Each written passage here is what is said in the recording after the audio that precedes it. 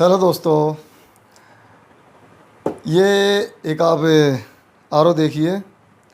इस तरह के आर मेरे पास बहुत सारे आते रहते हैं, तो सोचा एक वीडियो आपके लिए मैं बना के दिखाऊं कि कई बार इस तरह के आर आते हैं कि उनको ठीक नहीं किया जाता।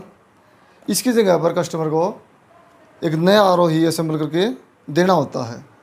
अब जैसे कस्टमर का फ़ोन आया मेरे पास कि भाई हमारा आर ख़राब हो गया है और एक बार इसको देख के जाओ।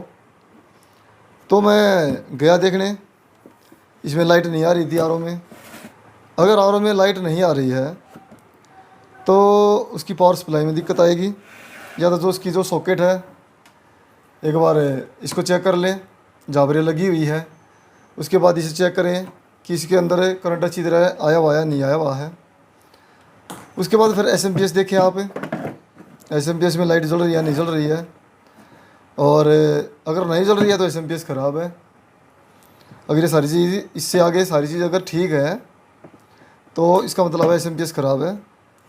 तो इस सिचुएशन में भी ऐसा लगा था कि मुझे एसएमपीएस ख़राब और बाकी सारी चीज़ें ठीक मिलेंगी, लेकिन ऐसा नहीं हुआ। इसका एसएमपीएस ख़राब निकला। उसके बाद जो इसका जो बूस्टर पंप है ये लीक हो रहा था, और बाद में मैंने इसका प्रेशर चेक किया, इसका प्रेशर भी कम था और आवाज़ काफ़ी कर रहा था ये। उसके बाद फिर मैंने इसकी मेम्ब्रेन चेक की, क्योंकि हो सकता कि मेम्ब्रेन ठीक हो, और मेम्ब्रेन पूरी तरह से चौक मिली इसकी। एक बार मैं खोल के दिखा देता हूँ इसकी मेम्ब्रेन की क्या सिचुएशन थी, कितनी गंदी हो गई थी ये। क्योंकि इस मेम्ब्रेन में मैंने एक नया बूस्टर पंप लगाकर देखा था कि इसका फ़्लो कैसा है। फ़्लो नहीं दे रही है बिल्कुल भी, बिल्कुल चौक हो चुकी थी। आप देख सकते हैं किस तरह की मेम्ब्रेन हो गई है, ये बिल्कुल काली काली सारा इसके अंदर जम चुका है। और इसकी हालत देखिए आप, क्योंकि टाइम से इस पर सर्विस नहीं हुई है। साल सारा 1 साल तक इसकी मेरे ख्याल से जो प्री फिल्टर लगता है वो भी चेंज नहीं किया गया इसका। और इसके बाद में आपको इसकी एसवी दिखाता हूँ कि इसकी एसवी की हालत क्या है। ये देखिए आप इसकी एसवी की हालत कैसी है। और वैसे तो काम कर रही थी ये, लेकिन ये कब तक करेगी आप देख सकते हैं आप इसको, ये भी कभी भी ख़राब हो सकती है।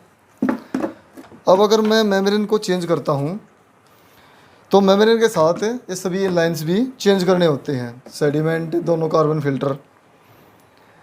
तो ये चेंज हो गए, एसएमपीएस चेंज हो गया, एसवी भी चेंज ही करनी पड़ेगी, क्योंकि इसका लाइफ कुछ नहीं कह सकते कितनी लाइफ हो इसकी।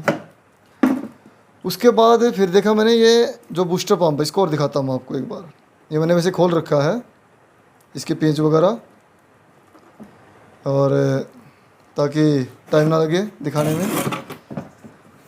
अब देखिए आप इसका जो ये बूस्टर पंप है, अब इसका हेड देखिए आप।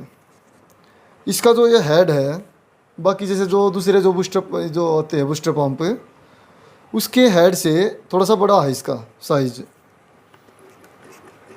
आप देखिए इसको निकाल देता हूँ एक बार।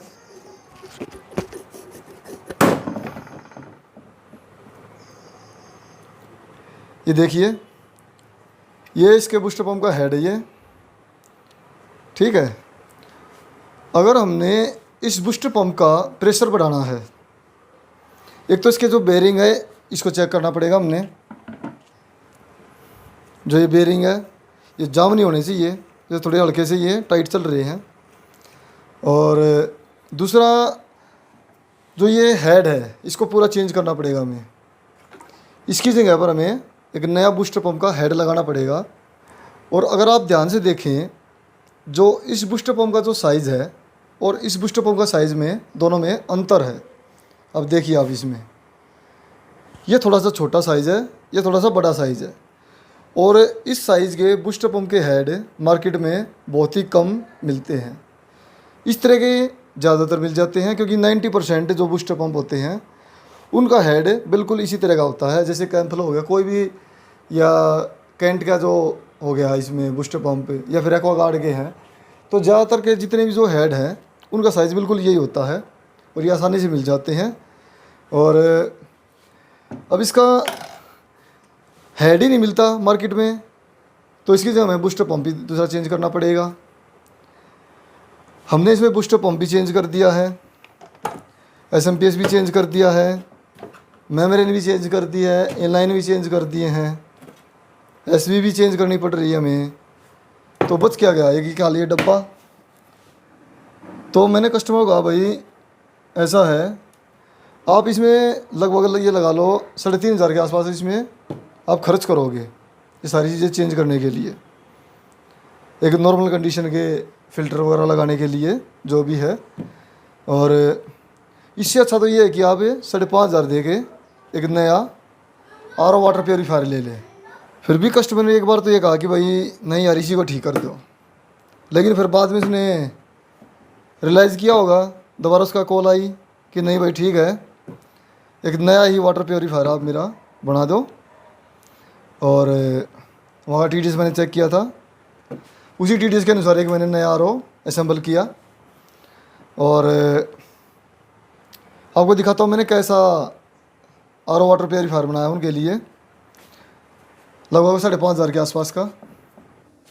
ये देखिए मैंने एक ये आरओ बनाया है कस्टमर के लिए, और ये काफ़ी कम कॉस्ट में तैयार हो गया है, लगभग 5,500 के आसपास है। मैं इस कस्टमर से चार्ज करूँगा और उसको पूरे 1 साल की वारंटी मिलेगी और 4 फ्री सर्विस मिलेगी उसमें।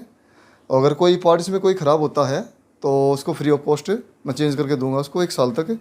कोई भी इसमें प्रॉब्लम आती है, चाहे टैप ख़राब होती है, एसएमपीएस, बूस्टर पंप या कोई भी, अगर मेम्ब्रेन में कोई परेशानी आती है या कोई इनलाइंस कार्बन फिल्टर या फिर कोई सेडिमेंट अगर कोई ब्लॉक होता है या एसवी ख़राब होती है, तो पूरी 1 साल की वारंटी मैं उस कस्टमर को दूंगा, जिसके लिए मैंने ये बनाया है।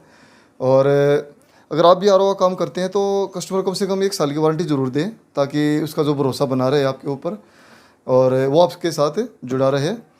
और एक बार मैं इसको आपको पूरा दिखा देता हूँ मैं कैसे बनाया ये देखिए आप, ये इस तरह से दिखाई देगा आपको। और ये लगभग 15 लीटर के टैंक के साथ मैंने इसको बनाया है। एक बार मैं इसके कनेक्शन दिखा देता हूँ, मैंने इसके कनेक्शन कैसे किए हैं। तो एक बार मैं इसको पहले इसके पेंच खोल लेता हूँ।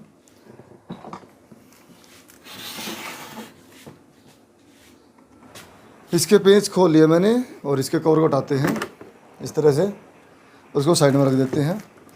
तो जो सबसे पहले मैंने जो इसका कनेक्शन किया है, फ़िल्टर को मैंने पहले ही इनको वॉश कर लिया था अच्छी तरह से।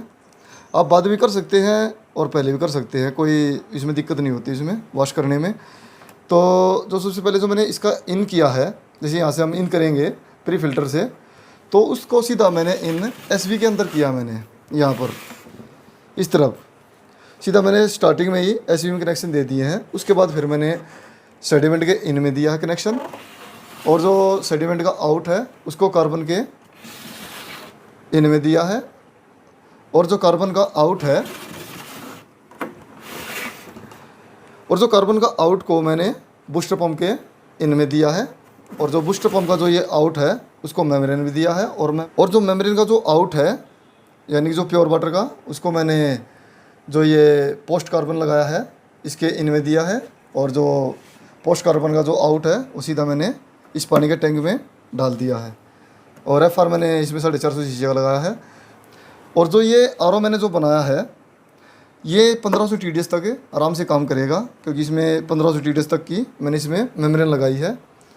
और अगर आप 1500 TDS तक की कोई मेम्ब्रेन अगर आप लगाना चाहते हैं तो कोई भी जो भी अच्छी मेम्ब्रेन होगी मैं उसका लिंक नीचे डिस्क्रिप्शन में दे दूँगा, वहाँ पर जाकर आप इसको परचेज कर सकते हैं।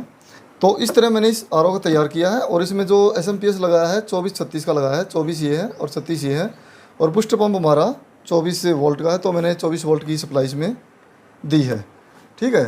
तो कई बार क्या होता है कि जो पुराने आरओ होते हैं जो कस्टमर के, और उनको रिपेयर अगर आप करते हैं तो उनकी कॉस्ट काफ़ी ज़्यादा हो जाती है। जैसे मैंने अभी पहले आपको बताया है कि उसकी कॉस्ट लगभग 3,500 के आसपास आ रही थी, तो उसका कोई इतना बेनिफिट नहीं होता। वो पुराना का पुराना रहता और ये बिल्कुल नया और एक फ्रेश पीस मिलेगा कस्टमर को, और कस्टमर की तबीयत भी खुश हो जाएगी। हाँ ठीक है भाई, नया आरओ लग गया है और कम कॉस्ट में लग गया है 1 साल की वारंटी के साथ। क्योंकि अगर मैं उसको अगर रिपेयर करता तो 3,500 के आसपास उसके कॉस्ट आती है, और इतनी वारंटी भी नहीं मिल पाती उसको किसी चीज़ की भी, और ना ही मैं दे पाता उनको इतनी वारंटी। तो ये वीडियो आपको कैसा लगा तो नीचे कमेंट करके आप ज़रूर बताना।